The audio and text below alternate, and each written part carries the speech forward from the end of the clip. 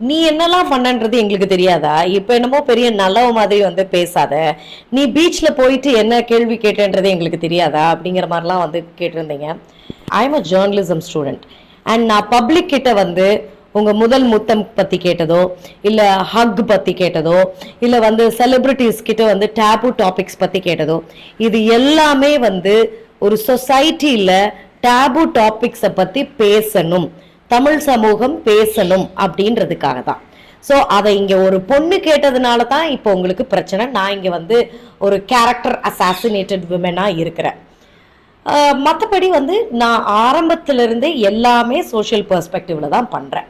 அது எனக்கு தெரிஞ்சவங்களுக்கு தெரியும். And I don't want to prove to any fishing person. So the point is I will continue to do the same.